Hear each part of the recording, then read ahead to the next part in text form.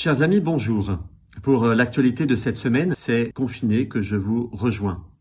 Je voudrais vous parler de l'Assemblée plénière des évêques qui a commencé depuis 2 jours. Cette assemblée, vous le savez, rassemble 2 fois dans l'année, au printemps et à l'automne, les évêques de toute la France à Lourdes pour un temps de prière, de partage, de discernement, de fraternité. Cette année, elle doit se vivre en visioconférence et malgré la visio, beaucoup de choses arrivent à se vivre, même si la présence réelle, la rencontre des personnes manque. Plusieurs sujets sont à l'ordre du jour. Le premier que je voudrais vous partager, c'est le sujet des paroisses et des territoires.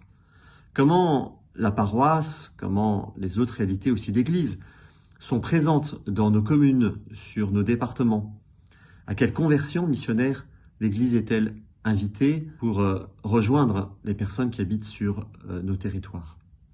Un autre sujet de l'Assemblée, ce sera la poursuite du travail sur les abus qui ont été commis dans l'Église. Un travail sur la question de la reconnaissance de la souffrance commise. Un travail sur la prévention. Un travail sur la mémoire à garder de ce qui s'est passé.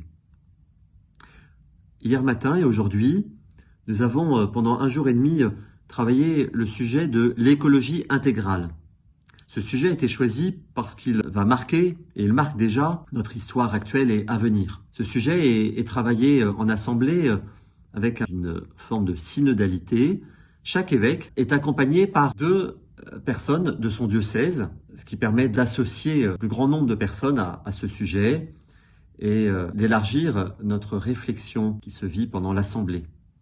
Cultiver la terre et se nourrir. Alors nous nous sommes mis bien sûr à l'écoute du monde agricole, du défi que portent beaucoup d'agriculteurs, de la question de l'innovation. On a entendu beaucoup de paroles d'espérance, alors que nous le savons bien, c'est un lieu comme d'autres, marqué aussi par la souffrance et un nombre de difficultés.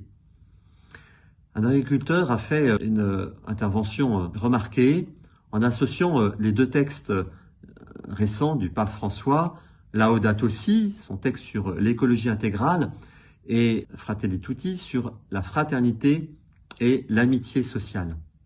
Fraternité, écologie, tout un programme.